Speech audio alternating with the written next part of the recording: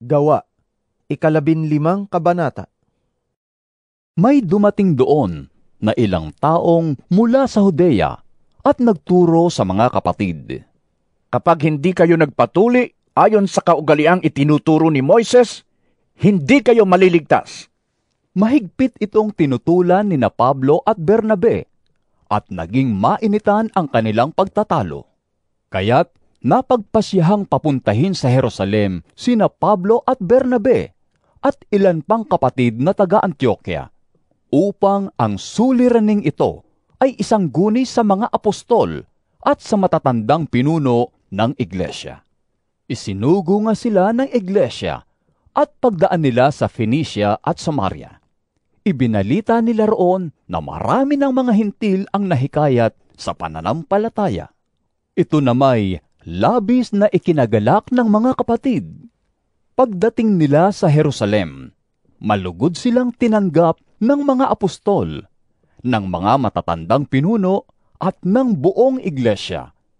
Isinalaysay nila ang lahat ng ginawa ng Diyos sa pamamagitan nila. Ngunit tumayo naman ang ilang mananampalatayang kabilang sa pangkat ng mga Pariseo at kanilang sinabi, Kailangang tuliin at utusang tumupad sa kautusan ni Moises ang mga hintil na sumasampalataya. Nagpulong ang mga apostol at ang matatandang namumuno sa iglesia upang pag-aralan ang suliraning ito. Pagkatapos ng mahabang pagtatalo, tumayo si Pedro at nagsalita. Mga kapatid, nalalaman ninyo na noong mga nakaraang araw, hinirang ako ng Diyos upang mangaral ng magandang balita sa mga hintil, at sila naman ay sumampalataya. Ang Diyos na nakakasaliksik ng puso, ang nagpatotoo na sila'y tinatanggap niya, nang ipagkaloob niya sa kanila ang Espiritu Santo tulad ng pagkakaloob niya sa atin. Walang pagkakaiba ang pagtingin ng Diyos sa kanila at sa atin. Nilinis din niya ang kanilang puso sa pamamagitan ng kanilang pananampalataya. Bakit sinusubok ninyo ang Diyos? Bakit ninyo iniaatang sa mga mananampalataya ang isang pasaning hindi na kayang dalhin ng ating mga ninuno at hindi rin natin kayang pasanin? Sumasampalataya tayo na tayo'y maliligtas sa pamamagitan ng kagandahang loob ng Panginoong Hesus at gayon din sila. Tumahimik ang buong kapulungan at nakinig sila habang isinasalaysay ni Bernabe at Pablo ang mga himalang ginawa ng Diyos sa mga hintil sa pamamagitan nila. Pagkatapos, si Santiago naman ang nagsalita. Mga kapatid, makinig kayo sa akin. Katatapos pa lamang isalaysay ni Simon kung paano unang ipinamalas ng Diyos ang kanyang pagkalinga sa mga hentil upang mula sa kanila ay may mga mapabilang sa kanyang bayan. Ito ay sumasang-ayon sa ipinahayag ng mga propeta tulad ng nasusulat. Pagkatapos nito ay babalik ako at muli kong itatayo ang bumagsak na kaharian ni David. Muli ko itong ibabangon mula sa kanyang pagkaguho, upang ang Panginoon ay hanapin ng iba pang mga tao, ng lahat ng mga hintil na tinawag ko upang maging akin. Ganoon ang sinabi ng Panginoon na nagpahayag ng mga bagay na ito mula pa noong una. Nagpatuloy si Santiago. Kaya't ang pasya ko'y huwag nating pahirapan ng mga hintil na lumalapit sa Diyos. Sa halip, sulatan natin sila na huwag kumain ng anumang inihandog sa Diyos-Diyosan, huwag makikiapid, at huwag kakain ng hayop na binigti at ng dugo. Sapagkat mula pa noong unang panahon, ang kautusan ni Moises ay binabasa na sa mga sinagoga tuwing araw ng pamamahinga, at ang aral niya ay itinuturo sa bawat bayan. Kaya't minabuti ng mga apostol, ng matatandang pinuno ng iglesia, at ng buong iglesia na pumili ng ilan sa kanila, upang suguin sa Antioquia, kasama nina Pablo at Bernabe. Ang mga napili nila ay si Judas na tinatawag na Barsabas, at si Silas na mga lalaking iginagalang ng mga kapatid. Ipinadala nila sa kanila ang sulat na ganito ang nilalaman.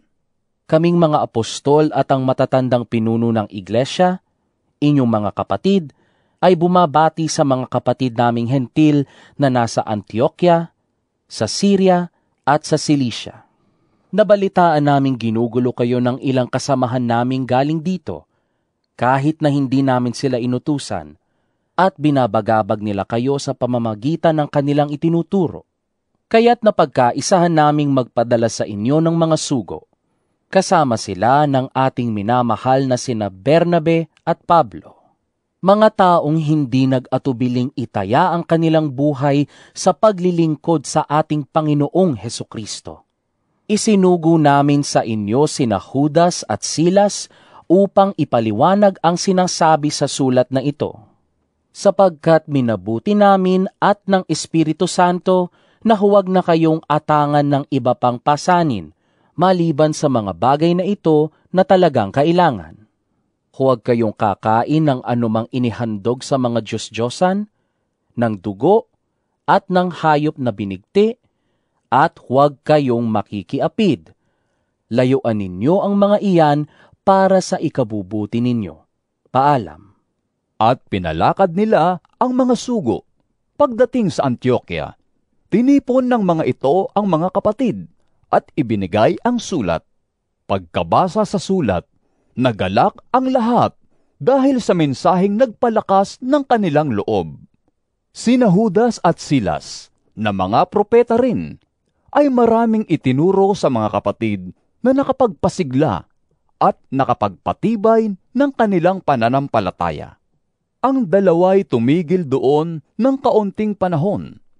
Pagkatapos, sila'y pinabalik na taglay ang pagbati ng mga kapatid para sa mga nagsugo sa kanila.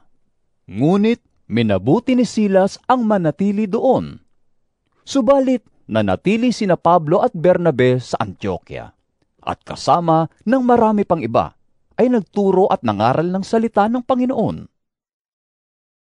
Makalipas ang ilang araw, sinabi ni Pablo kay Bernabe, Balikan natin at dalawin ang mga kapatid sa mga bayan kung saan tayo nangaral ang salita ng Panginoon at tingnan natin kung ano ang kalagayan nila. Nais ni Bernabe na isama si Juan na tinatawag ding Marcos. Ngunit ayaw ni Pablo, sapagkat hindi ito nagpatuloy na sumama sa kanilang gawain. Sa halip, ito'y humiwalay sa kanila sa Pamphylia. Nagkaroon sila ng mainitang pagtatalo, kaya't naghiwalay sila. Isinama ni Bernabe si Marcos at naglayag sila papuntang Cyprus. Isinama naman ni Pablo si Silas at sila'y umalis, matapos silang ipagkatiwala ng mga kapatid sa pag-iingat ng Panginoon. Naglakbay sila sa Syria at Cilicia at pinatatag ang mga iglesia roon.